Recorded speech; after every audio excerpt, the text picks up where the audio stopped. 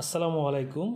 আজ আমরা শিখব ক্রিতার টুলস এবং ক্রিতার পরিচিতি। তো প্রথমেই আমরা দেখব হচ্ছে ক্রিতা ওপেন করার পর আপনার নিউ একটা ফাইল থাকবে, আর যেটা শর্টকাট থাকবে হচ্ছে Ctrl+N। তো হচ্ছে আমরা নিউ ডকুমেন্টটি ওপেন করে নেব।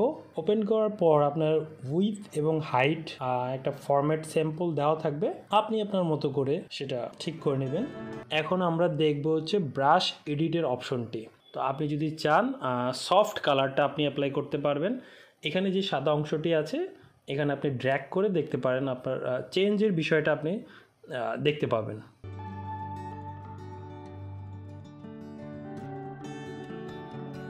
আর শেপের ক্ষেত্রে আপনার আমাদের হয় যেটা হচ্ছে স্কোয়ার এবং হচ্ছে সার্কেল।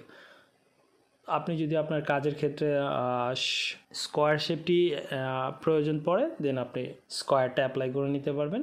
মূলত আমাদের হচ্ছে সার্কেলটাই বেশি ইউজ হয়, সো আমরা সার্কেলটাই সিলেক্ট করে রাখবো। এখানে দেখা যাচ্ছে ডায়ামিটারটা হচ্ছে আপনার হচ্ছে ব্রাশ টুলের মূলত সাইজটাই হচ্ছে ডায়ামিটার, ছোট বড় করা যায়।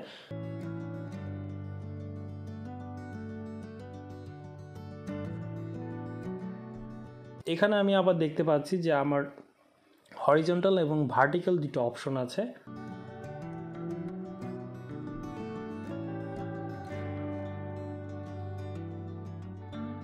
হরিজন্টালটা হচ্ছে লেস করে দেন, সেক্ষেত্রে দেখবেন আপনার ব্রাশ টুলের উপরের অংশটুকু একটু ব্লার আসবে।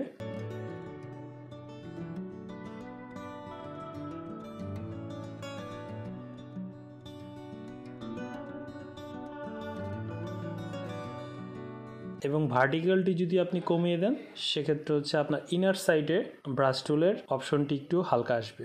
আপনি একটার পর একটা সিলেক্ট করে অ্যাপ্লাই করে দেখতে পারবেন ডিফারেন্টগুলো কি হয়, দেন আপনি বুঝতে পারবেন হচ্ছে আপনার প্রয়োজন পড়বে হচ্ছে আর্ট করার ক্ষেত্রে। ডেনসিটিটা মূলত হচ্ছে আপনি ডেনসিটির পার্সেন্টেজটা কমিয়ে অ্যাপ্লাই করে দেখবেন যে আপনার ডিফারেন্টটা কী আসতেছে। সেক্ষেত্রে আপনার কাজটি কমপ্লিট হয়ে গেলে আপনি সেভ নিউ ব্রাশ প্রিসেট অপশনটি ক্লিক করলেই, তো আমরা মূলত হচ্ছে সেভ করছি না, কারণ আমাদের ডিফল্ট যে অপশনটি থাকবে আমরা সেটাই ইউজ করব। এখন আমরা দেখব হচ্ছে ব্রাশ টুলের কাজ। ব্রাশ টুলটা আপনি ক্লিক করলে দেখতে পারবেন যে হিউজ পরিমাণ ব্রাশ টুল রয়েছে। তো মূলত হচ্ছে প্রথম যেই অপশনগুলো ব্রাশ টুলগুলো আছে, এটা মূলত হচ্ছে ইরেজার।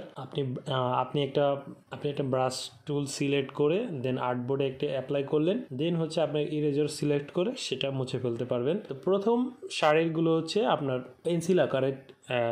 পেন্সিল আকারের টুলস, ব্রাশ টুলস। দেন হচ্ছে আপনার ওয়াটারমার্ক থাকে।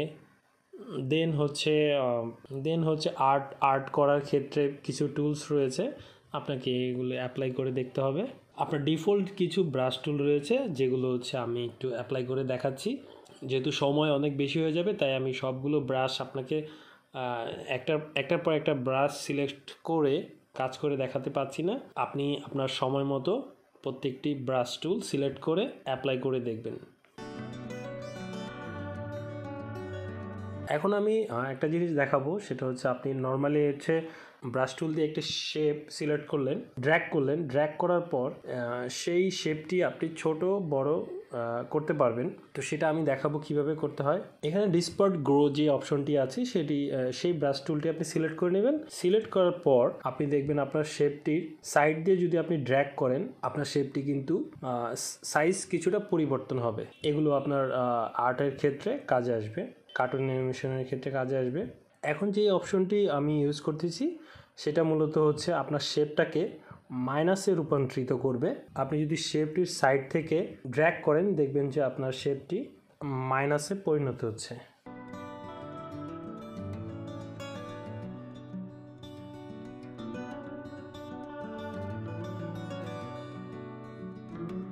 অবশ্যই আপনাকে ব্রাশ টুলটি সিলেক্ট করে দেন হচ্ছে ব্রাশের অপশনগুলো ইউজ করতে হবে। ব্রাশ টুলটি যদি সিলেক্ট অবস্থায় না থাকে, সেক্ষেত্রে কিন্তু আপনি ব্রাশ ইউজ করতে পারবেন না। এখানে সেকেন্ড লাইনে যেই ব্রাশ টুলটি রয়েছে, ব্রাশ টুলের কাজ আমি আগেই দেখিয়ে ফেলছি। এখন আমি লাইন টুলের কাজটি দেখাবো। আর লাইন টুলের কাজটি হচ্ছে নর্মালি হচ্ছে আপনি ড্র্যাগ করে যে কোনো লাইন আর্ট করতে পারেন।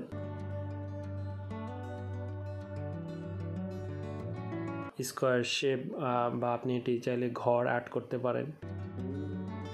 আমি মূলত যেটা দেখাবো হচ্ছে এগুলো আপনার অ্যানিমেশনের ব্যাকগ্রাউন্ড আর্টের ক্ষেত্রে কাজে লাগবে।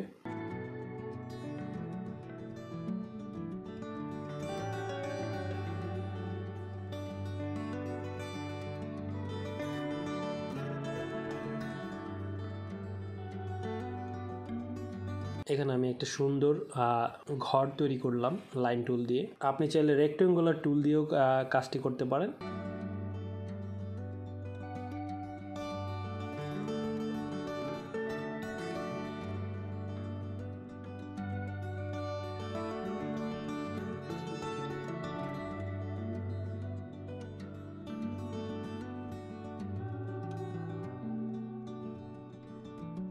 এখন আমি রেক্টেঙ্গুলার টুলস দিয়ে এই ঘরটির উইন্ডোর একটা শেপ তৈরি করব। এটা মূলত হচ্ছে স্কোয়ার একটা শেপ।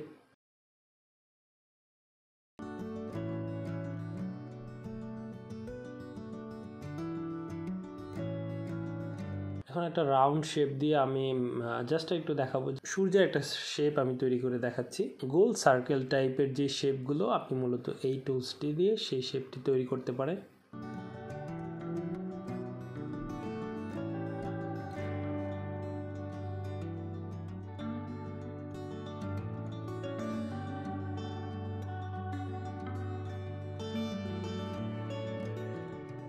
পলিগন শেপ টুলগুলো আপনি কিভাবে অ্যাপ্লাই করবেন দেখেন। আমি শুরু থেকে শেপগুলো সিলেক্ট করছি, দেন আপনি ইন পর্যায়ে যদি ডাবল ক্লিক করেন আপনার স্টার্ট পয়েন্ট এবং ইন পয়েন্টটা কিন্তু অ্যাডজাস্ট হয়ে যাবে। সেক্ষেত্রে এই টুলসটি কিন্তু হবে না। এই টুলসটি আপনি স্টার্ট পয়েন্ট এবং ইন পয়েন্ট যেখানে রাখবেন সেখানেই থাকবে।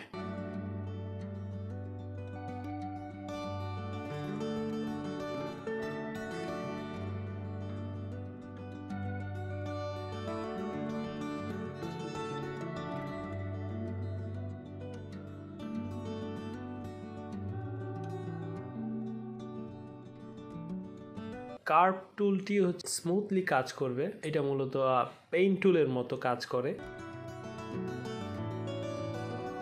আপনি সুন্দর করে ড্র্যাগ করে একটা স্কোয়ার শেপ তৈরি করতে পারেন।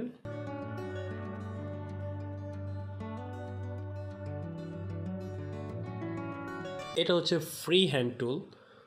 তো এটা যখন আপনি আর্ট অ্যাপ্লাই করবেন দেখবেন হচ্ছে স্মুথলি এটা কাজ করছে। নর্মালি ব্রাশ টুলের ক্ষেত্রে যেটা হয়, আপনার হাত যদি শেক করে সেটা কিন্তু একটু আঁকাবাঁকা হয়। সেক্ষেত্রে ফ্রি হ্যান্ড টুলটা কিন্তু স্মুথলি কাজ করে। আমি ছোট্ট একটা অ্যানিমেশন তৈরি করে দেখাচ্ছি। আপনি দেখবেন যে আমি ড্র্যাগ করছি খুব দ্রুত, বাট স্মুথলি কাজ করছে জিনিসটি।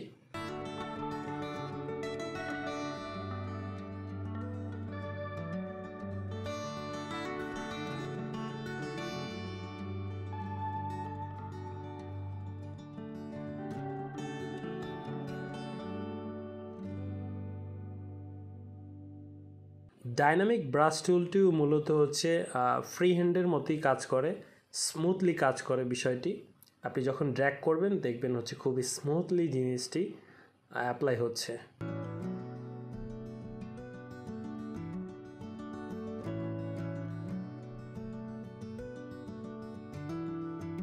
মাল্টি ব্রাশ টুলের কাজটি খুব মজার একটি কাজ। আমি এটা অ্যাপ্লাই করে দেখাচ্ছি। এখানে দেখতে পাচ্ছেন আমি একটি সাইড থেকে ড্র্যাগ করছি, বাট এটি চার সাইড থেকেই কিন্তু কাজটি অ্যাপ্লাই করছে। সো আজকের টিউটোরিয়াল এই পর্যন্তই। সবাই ভালো থাকবেন। আসসালামু আলাইকুম।